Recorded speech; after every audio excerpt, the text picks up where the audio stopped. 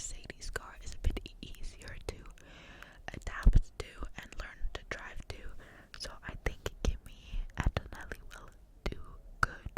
And I think the one thing that I think might like stop him is I think he might be really scared to like crash, because I think he's already crashed during testing. I think he already crashed the car, and I think like making those type of mistakes is like the main thing that like makes teams reconsider their rookies, because not only are you not doing well, you're also crashing all the time. And like I don't know if you guys remember Mr. Nikita Mazepin, or as his nickname Mazespin. He was a rookie in F1 in like 2021, I think.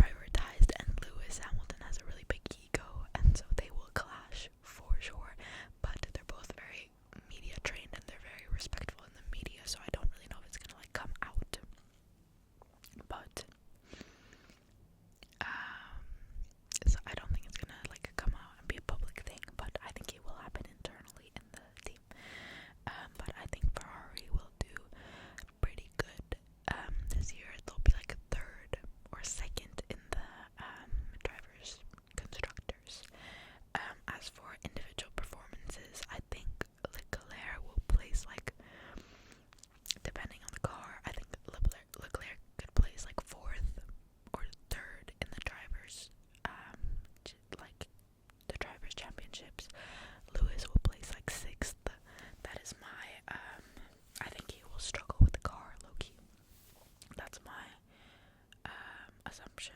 That's my prediction, but you know, we'll see what happens. Next we have Haas. Now Haas has two new drivers. One is Esteban Ocon, who I talked about, who was in Alpine before. He is not much of a team player. He's not very respectful as a team person. Individually, he's very good at prioritizing himself, but he's a good driver sometimes. And he will be driving alongside Oliver Behrman, who is a rookie, but Oliver Behrman raced for Ferrari for like two races in last season when Carlos Sainz had appendicitis. So I believe Oliver Behrman will do really well because he got points. I think he placed sixth in one of the races that he competed in with all with Carlos Sainz driver setup, which is really different to what Oliver Behrman is used to racing with, because I don't remember what it was, but he was racing with Carlos Sainz steering wheel, and he's used to racing with Leclerc's setup in the steering wheel, but Leclerc did not want to give up his second steering wheel, so Oliver Behrman had to race with Carlos Sainz setup, and I think Carlos Sainz has brake on, or clutch on the opposite side, and brake or something, I don't know. He has a very different setup to his steering wheel anyway, so that was very impressive in my opinion. So I think Oliver Behrman will do very, very, very good. However, will the car allow him to do very well? I don't know. Haas has always kind of been a low range team. Last season they came up a bit, and I'm hoping that they've continued developing and that their car is way better now, but we'll see. I don't think the car is going to be anything spectacular, but I want the car to be good enough for Oliver Behrman to be able to show off his talent, you know. Then we have Kick Sauber. I don't have a lot to say about them. Nico Hülkenberg and Gabriel Bortoleto will be racing for them. Gabriel is new, rookie. I don't know much about him. And Nico Hülkenberg is Nico Hülkenberg. He's okay sometimes. He's a mid-range driver. But Kick Sauber has been slow. So we'll see how that goes.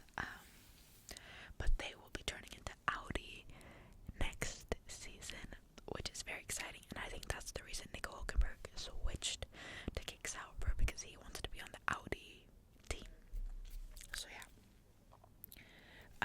My prediction for their constructors is 9th or 10th. Anyways, then we have Racing Bulls, which was Visa RB Cash App before. Basically, Yuki Tsunoda, and now he has a new rookie alongside him called Isaac Itachar. I think that's how you pronounce it. I also don't know much about him. Yuki, though, is a vibe. I love Yuki Tsunoda. He's such a foodie, and he's such a cutie pie. He's just walks around and talks about opening a restaurant when it's bro, log in. You're meant to be racing right now. But anyways,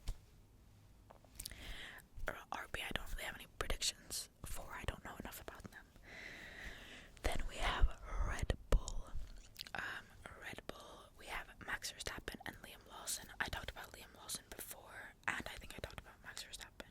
So let's move on to the last team I will be talking about, which is Williams. Now, in Williams, we will be having Alex Albon and Carlos Sainz as drivers, and Carlos Sainz is the guy who got